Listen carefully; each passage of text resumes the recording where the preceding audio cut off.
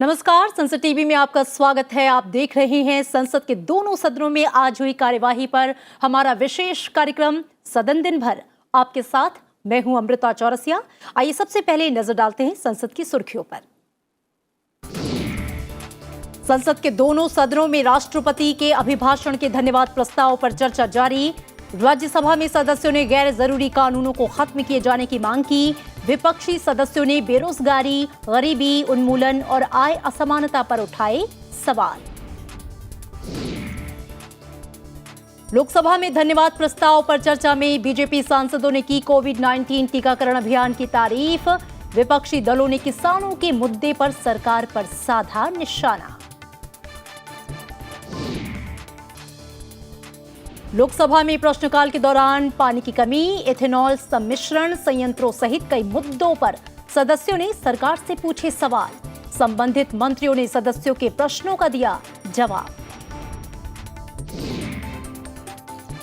राज्यसभा में प्रश्नकाल के दौरान खिलाड़ियों के प्रदर्शन, महिला न्यायाधीशों की नियुक्ति और खाड़ी देशों में भारतीयों की नौकरी छूटने जैसे उठे सवाल। विदेश मंत्री ने मध्य पूर्व के देशों से संपर्क में होने का दिलाया भरोसा।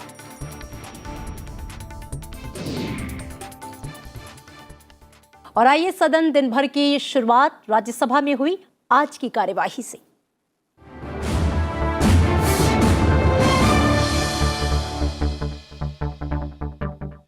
बुधवार की तरह गुरुवार को भी राज्यसभा की कार्यवाही सुचारू रूप से चली और सदस्यों ने राष्ट्रपति के अभिभाषण पर अपने विचार व्यक्त किए।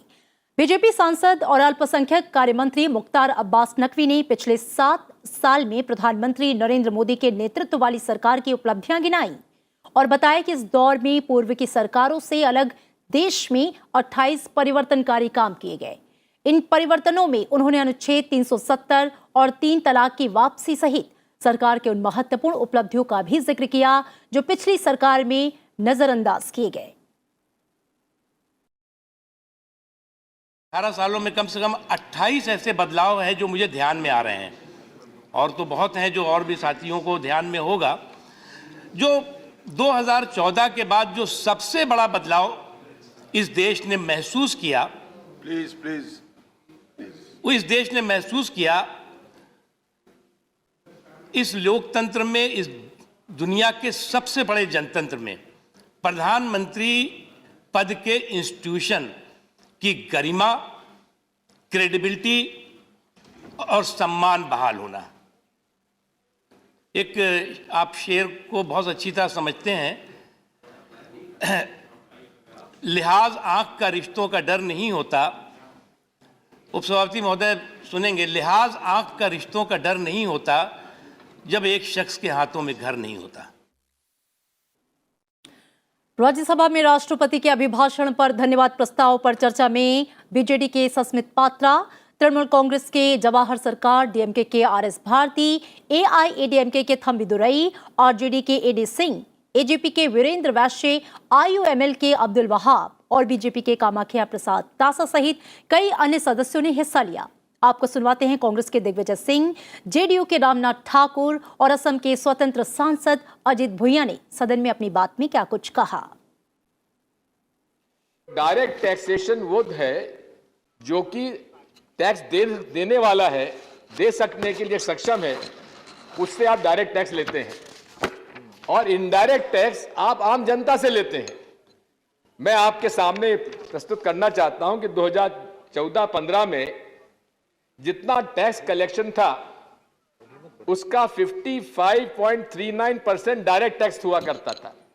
यानी कि यूपीए सरकार में हम अमीर लोगों से ज्यादा टैक्स लेते थे और आम जनता से 44.61% लेते थे। यानी कि 10.78% अमीर लोगों से ज्यादा लेते थे और गरीब लोगों से कम लेते थे। 2021-22 का मैं आंकड़ा आपके तो दे रहा हूं कि डायरेक्ट टैक्स 55.39% से घटकर हो गया 46.43 और इनडायरेक्ट टैक्स बढ़ के 44.61 से बढ़कर हो गया 53.57। कि बिहार में वैट बाढ़ की समस्या से हम लोग ग्रसित रहते हैं। बाढ़ की समस्या से निदान कराने के लिए भारत सरकार नेपाल सरकार से वार्ता करे और हाई डैम बनाने का कोशिश करे और बाढ़ की समस्याओं से निजात दिलाने का काम करे। यह हम भारत सरकार से निवेदन करना चाहते हैं। बिहार कई मामलों में पिछड़ा हुआ है। बिहार के लिए हम विशेष पैकेज की मांग करते हैं और हम निवेदन करते हैं कि भारत सरकार बिहार सरकार को मदद करने का काम करेगी और बिहार की जो समस्या है उसे दूर भगाने का काम करेगी। The government has not spelled out on Naga peace solution, as the honorable members of the House know that the Naga conflict is the mother of all other conflicts of the region.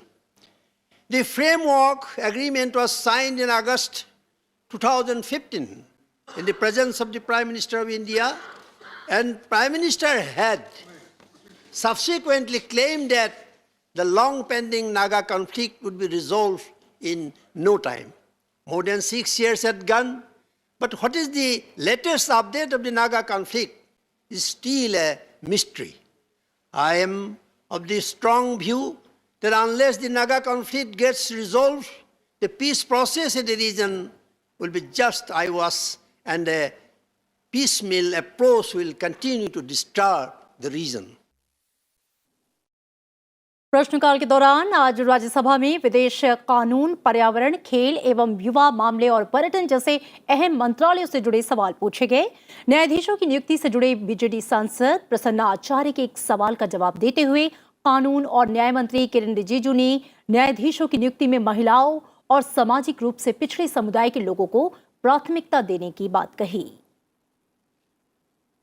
Regarding the total vacancies that is now prevailing in different high courts and Supreme Court in the country, and how many recommendations have already been made by the Collegium, and that is pending with the government, and in spite of the recommendation of the Collegium, judges are not being appointed. At this moment, we are very happy that out of the total 34 judges strength in Supreme Court, we have for the first time 4 women judges in the Supreme Court, and 3 women judges were appointed when I took over as the Minister for Law and Justice. Sir, out of total 1,098 judges in the High Courts, we have 83 women judges. I can give more explanation, but I would like to state only one thing, that we have been stressing time and again. Personally, I have been asking the Collegium, led by the Chief Justices of the Supreme Court and the High Courts, that while recommending the names for the appointment as the judges, preferences may be given to women and backward classes, scheduled caste and scheduled tribes. एक सवाल मध्य पूर्व देशों से वापस आए भारत के लोगों के रोजगार की पुनर्बहाली से जुड़ा भी पूछा गया, जिसके जवाब में विदेश मंत्री डॉक्टर एस जयशंकर ने सदस्यों को यह आश्वस्त किया कि वे और उनका मंत्रालय मध्य पूर्व के देशों में इस दिशा में गंभीरता से प्रयास कर रहे हैं। So how many Gulf Indian workers benefited from the Indian mission? So Indian mission consulate efforts for settling the pending salaries and allowances of expatriates who had returned home due to COVID pandemic situations. So we don't have exact number of exact figure for the workers whose salaries are pending, but I wish to assure the member through you that today retaining employment, ensuring that wages are paid, ensuring welfare of workers, these have been very much the priority of our missions in the Gulf. From the highest level, we have been engaged on this matter, and we have been regularly talking to the governments of the Gulf at my level and at the ambassador's level. Rajya Sabha में आज शून्यकाल के दौरान कई सदस्यों ने सभापति की अनुमति से कुछ अहम मुद्दे उठाए। पिछड़ी जातियों के सेंसस, हानिकारक पदार्थों पर टैक्स, बच्चों में कुपोषण, रबर की खेती करने वाले किसानों की समस्या, ऐसे तमाम मुद्दे सदन के सिन्हा ने बिहार के कांवर झील के विकास और पुनरुद्धार की मांग की। में जो कांवर झील है, इसका जो क्षेत्रफल है वह बाकी झीलों की तुलना में 3 गुना अधिक है। लगभग 2400 एकड़ में फैला हुआ है, जिससे भरतपुर का जो अभयारण्य है उससे 3 गुना अधिक है। लेकिन उस कांवर झील में, जिसमें 59 प्रकार के विदेशी पक्षी आते हैं, 107 प्रकार के देश के भीतर के पक्षी आते हैं, उसका विकास नहीं हो पा रहा है, वो यूं ही पड़ा हुआ है। उससे एक हानि वहाँ के किसानों को भी हो रही है। जो लैंड डी नोटिफाई होना चाहिए वो नहीं होने के कारण किसान ना उस भूमि का उपयोग कर पा रहे हैं, न बेच पा रहे हैं। दूसरी तरफ से जो यह क्षेत्र सिर्फ पर्यावरण की दृष्टि से नहीं बल्कि सांस्कृतिक दृष्टि से महत्वपूर्ण है। भगवान बुद्ध का एक स्तूप है, जो स्तूप बहुत ऐतिहासिक है। भगवान बुद्ध का आगमन हुआ था। तो मुझे आपके माध्यम से सरकार से आग्रह है कि जिसे रामसर साइट में शामिल किया गया, जिसमें भारत के सिर्फ 47 देश हैं जबकि ब्रिटेन के 147 कंट्री हैं, तो उसके विकास के लिए राज्य सरकार और जिला प्रशासन तीनों में तालमेल बैठाकर इसको राष्ट्रीय स्तर पर वह स्थान दिया जाए। सदन में आमतौर पर शांत रहने वाले बीजू जनता दल के सांसदों के तेवर आज काफी गर्म थे। ओडिशा से पार्टी के सदस्य सस्मित पात्रा और अमर पटनायक दोनों ने शून्यकाल में ओडिशा से जुड़े मुद्दों को उठाया। सस्मित पात्रा ने सरकार से यथाशीघ्र ओडिशा के आदिवासियों के लिए प्रधानमंत्री आवास योजना के तहत आवास उपलब्ध कराए जाने की मांग की। माननीय, आपको जान के आश्चर्य होगा कि पिछले 3 सालों में माननीय मुख्यमंत्री श्री नवीन पटनायक जी ने 3 बार चिट्ठियां लिखी केंद्र सरकार को और आग्रह किया कि लगभग 6 लाख घर प्रधानमंत्री आवास योजना में जुड़ने चाहिए आवास पोर्टल के ओपन होने से। और ये 6 लाख घर जो है मान्यवर, ये ज्यादातर आदिवासी भाई बहनों का है जो कि शेड्यूल्ड एरियाज में रहते हैं, वेस्टर्न उड़ीसा, साउथ उड़ीसा और केबी के जिलों से हैं। मगर 3 साल में आज तक जो है आवास पोर्टल खोला नहीं गया प्रधानमंत्री आवास योजना का। दुख की बात यह है मान्यवर कि इसी साल जनवरी 13 को कर्नाटक के लिए आवास पोर्टल खोला गया, जिससे कि वो लोग 25 लाख घरों को अब जोड़ सकते हैं। बट 3 साल से माननीय मुख्यमंत्री श्री नवीन पटनायक जी के अनुरोध के बाद भी अभी तक ये जो 6 लाख घर हैं ये जुड़ नहीं पाए हैं। इसलिए मेरी आपसे दरखास्त है सरकार को कि आवास पोर्टल प्रधानमंत्री आवास योजना का खोला जाए। और कांग्रेस के सांसद शक्ति सिंह गोहिल ने आज शून्यकाल के दौरान गुजरात के कच्छ इलाके के कच्छी भाषा को संविधान की 8वीं सूची में शामिल करने की मांग की। उन्होंने कहा कि ये गुजरात के एक खास इलाके की मजबूत स्थानीय भाषा है। सभापति एम वेंकैया नायडू ने उनकी मांग का संज्ञान लेते हुए उन्हें कच्छी भाषा में मांग करने को कहा, जिस पर शक्ति सिंह गोहिल ने कच्छी भाषा में ही अपनी मांग की। ऐसा कच्छ एरिया है कि जहां जो सबसे बड़ी 5 हड़प्पन संस्कृति आई हुई है वो धौलावीरा वहां पे आया हुआ है। व्हाइट रन देखने के लिए, हम व्हाइट डेजर्ट देखने के लिए वहां जाते हैं। मान्यवर, ये कच्छ के लोगों की भावना को देखते हुए जो संविधान की 8वीं सूची में कच्छी भाषा को इंक्लूड किया जाए, ये बात बार बार कच्छ के लोगों ने रखी है। मैं आपके जरिए सरकार से अनुरोध करना चाहता हूं कि संविधान की 8वीं सूची में कच्छी भाषा को ऐड किया जाए। राज्यसभा के सभापति एम वेंकैया नायडू ने आज बुधवार को सदन की कार्यवाही बिना किसी अवरोध के होने पर सभी सदस्यों को बधाई दी। उन्होंने कहा कि लंबे समय के बाद सदन में इस रचनात्मक तरीके से कार्यवाही संपन्न हुई। साथ ही सभापति ने उम्मीद जताई कि आने वाले दिनों में भी सदन इसी तरीके से अपना दायित्व पूरा करता रहेगा। Honorable members, yesterday Rajya Sabha witnessed a disruption-free proceedings after a long gap. It was delightful to watch quality debate on the motion of thanks to the President. Debate yesterday were marked by effective assertion of the achievements of the ruling party on one side and the contestation by opposition members on the other side. This is the advantage of smooth functioning of the House. I hope this spirit will continue to prevail for the remaining part of the session and also for the future. Rajya Sabha में आज दिवंगत सदस्य जमुना देवी बारूपल को श्रद्धांजलि दी गई। जमुना देवी बारूपल का जन्म बीकानेर, राजस्थान में हुआ था। पिछड़े वर्ग के लिए उन्होंने एक लंबा संघर्ष किया। जमुना देवी बारूपल अप्रैल 2000 से अप्रैल 2006 तक सदन की सदस्य रहीं। उनकी मृत्यु 87 वर्ष की आयु में हुई। Honorable members, I refer with profound sorrow to the passing away of Srimati Jamana Devi Varupal, a former member of this House, on the 20th of January 2022 at the age of 87 years. Srimati Jamana Devi Varupal was born in August 1934 at Bikaner in Rajasthan. An agriculturist and a social worker, Srimati Varupal ji strived assiduously for the upliftment of empowerment of women as well as the downtrodden. In the passing away of Srimati Jamana Devi Varupal, the country lost a dedicated social worker and able parliamentarian. We deeply mourn the passing away of Srimati Jamana Devi Varupal. I request members to raise in their places and observe silence as a mark of respect to the memory of the departed. और इसी के साथ सदन दिन भर में वक्त एक ब्रेक का हो गया है। ब्रेक के बाद देखेंगे बजट सत्र के चौथे कार्य दिवस पर आज लोकसभा में हुई कार्यवाही से जुड़ी खबरें।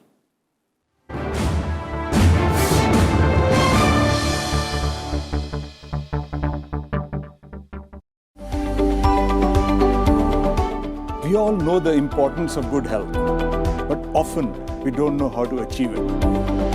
There's plenty of information available, but again, we don't know what is right and what is wrong. To know the truth and get your answers straight from some of India's top specialists, join me, Dr. Amrish Mittal, on Healthy India, only on Sansad TV.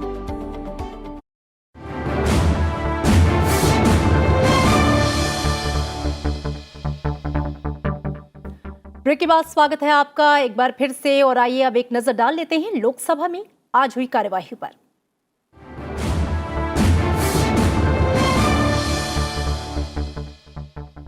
Lok Sabha में आज सदन की कार्यवाही प्रश्नकाल से शुरू हुई। इस दौरान DAMEPL को दिए गए पंचाट के निष्पादन में विलंब, जेवर उत्तर प्रदेश में अंतर्राष्ट्रीय विमानपत्तनम, कच्चे तेल की कीमत, प्रत्येक परिवार को जलापूर्ति कनेक्शन, पेयजल की उपलब्धता और इथेनॉल सम्मिश्रण हेतु रूपरेखा पर सवाल पूछे गए।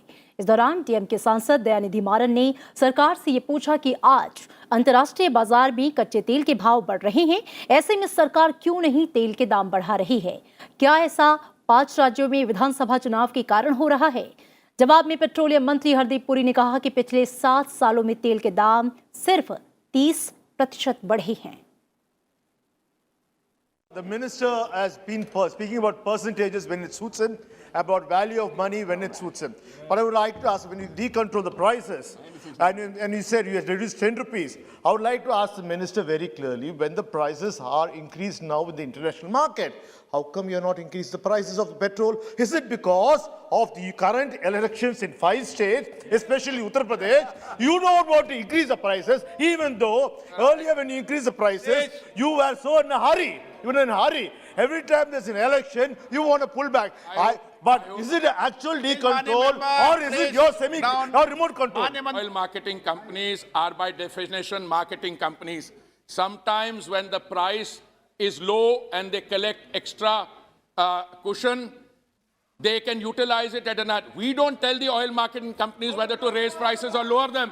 They have to determine. Unlike the Congress and the previous government where they had an administered price mechanism. Sir, whether it is due to what? We have elections throughout the year. सवाल पूछ रहे हैं elections in the सरकार के नियंत्रण में है या नहीं, आप जवाब दे दो। Sir, the answer is we don't make that determination. We only decide the amount of excise to be done.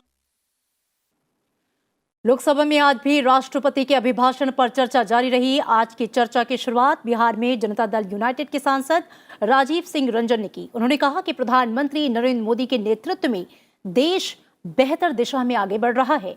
इस चर्चा में राजीव सिंह रंजन के अलावा पिनाकी मिश्रा, नामा नागेश्वर राव, राजीव प्रताप रूडी, महुआ मोइत्रा और अन्य सदस्यों ने हिस्सा लिया। मानना नहीं मानना, स्वीकार करना अस्वीकार करना, ये प्रधानमंत्री जी का विशेषाधिकार है, लेकिन हम मांग तो रख सकते हैं राज्य के हित में। मैंने आपको चर्चा की कि 1.5 दशक से हमारा जो विकास दर है वो है। अब विशेष राज्य के दर्जा बहुत लोग चर्चा करते हैं, 15th फाइनेंस कमीशन की चर्चा करते हैं कि 15th फाइनेंस कमीशन में विशेष राज्य के दर्जा के बारे में कोई अनुशंसा नहीं है। 15th फाइनेंस कमीशन ने लिखा अपने रिपोर्ट में कि हमारा मैंडेट ही नहीं है, मुझको ये मेरे क्षेत्राधिकार ही नहीं है वित्त आयोग का कि हम पिछड़े राज्यों के बारे में कोई टिप्पणी करें, तो जब उसकी कोई उसके मैंडेट में नहीं है, उसके क्षेत्राधिकार में नहीं है, तो उसकी अनुशंसा की क्या आवश्यकता है? ये तो आदरणीय प्रधानमंत्री जी को फैसला करना है। 35,281 पदों के लिए अगर 1,25,00,000 लोगों ने एप्लीकेशन डाला है और उनको आशा ये नज़र आती है कि एक को मिलेगा तो 350 को नहीं मिलेगा, तो जो उनके मन में दुख है, जो उनके मन में पीड़ा है, जो उनकी आज मानसिक स्थिति है, वो मेरे ख्याल से हम सबको इस हाउस में समझना चाहिए, विशेष रूप से सरकार को समझना चाहिए। I have no doubt that the government should be mindful of it.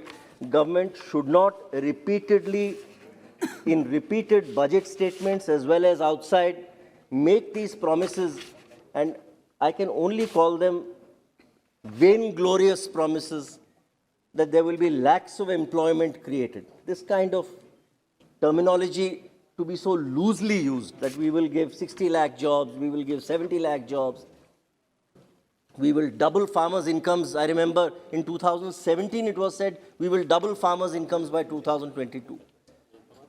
None of this is happening. और नेशनल प्रोक्यूरमेंट पॉलिसी जो किसान का जो है ना, जो प्रोडक्ट को पैडी हो, गेहूं हो, जो भी नेशनल प्रोक्यूरमेंट पॉलिसी के लिए हम लोग सोचा था, उसका बारे में भी नहीं बुलाए। जो स्टेट्स एंड सेंट्रल रिलेशन का बारे में, उसके बारे में भी कुछ भी टच नहीं किया है। और कंट्रीज यूनियन ऑफ स्टेट्स, सब स्टेट्स का जो है ना, जो डेवलपमेंट होगा तब कंट्री का डेवलपमेंट होगा। स्टेट का सेंट्रल का रिलेशन जो है ना, काफी अच्छी तरह से जो है ना आगे लेके जाना चाहिए, और ये प्रेसिडेंशियल एड्रेस में उसका बारे में टच नहीं किया है। बिजली तो हमने गांव-गांव तक पहुंचा दिया है। अब इसके बाद अब हमारे यहाँ ग्रिड है। अब देखिए सोचने का तरीका, एक रसूलपुर ग्रिड है। अब बिजली के लिए हमको कहीं कांटी और बरौनी की चिंता नहीं कर। हमारे यहाँ जो बिजली आता है, महाराष्ट्र आपका राज्य है, गर्व है उस राज्य पर, 42,000 मेगावाट बना रहा है, गुजरात 41,000 बना रहा है, तमिलनाडु 35,000, उत्तर प्रदेश 30,000 करना। भाई हम तो वहां से, मेरे घर में जो बिजली चल रहा है, हो सकता है महाराष्ट्र का हो सकता है कर्नाटक का हो सकता है उत्तर प्रदेश का हो सकता है तमिलनाडु का हो। ये तो है देश। राजा साहब के प्रांत से बिजली वहां से निकली और अमनौर के और छपड़ा के और रसूलपुर के ग्रिड में आकर के हमारे गांव तक पहुंचा। तो यही तो नेशनल इंटीग्रेशन है। इसी प्रकार से तो बिजली पहुंच रहा है। तो देश प्रगति कर रहा है। और ग्रिड पर आपने कितना आर.के. सिंह साहब देश की सरकार ने खर्च किया, वो दिखाई तो देगा नहीं, लेकिन आपके घर में जो बिजली 24 घंटा जल रहा है, वो एक बहुत बड़ी उपलब्धि है। I am going to say it because the treasury benches brought down an entire government on 2G when 2G was still sub judice. So don't give me this sub judice. I will bring it up. The way the masters of our republic mistrust the peasant is most acutely illustrated by the Pegasus mess. The government stands accused of having spent taxpayers' money to buy technology to spy on its own citizens. To paraphrase a leading journalist, New York Times is lying, The Wire is lying, Amnesty is lying, the French government is lying, the German government is lying, the US government is lying, WhatsApp and Apple, who have sued NSO, are lying. Only this government is in splendid isolation with the truth in Pegasus. One minister calls it Supari media, another stands up in this house and lies to us blatantly. How does this government justify introducing a data protection bill which empowers the state to exempt itself from every privacy obligation that the law imposes? You have little respect for the most fundamental aspect of India, that it is a union of states with a federal structure. How else can you explain your patently illegal extension of the BSF jurisdiction 50 kilometers into state territory? You mistrust journalist Siddiq Kapan to an extent that you arrest him even before he's visited Hathras and even before he's written his report. You mistrust comedian Munawar Farooqi before a joke he's even yet to crack. The president's speech says this government has made a beginning to liberate Muslim women by removing triple talaq and Hajj restrictions. And yet, on New Year's Day 2022, Muslim women in India awoke to the reality of being auctioned as bully buys.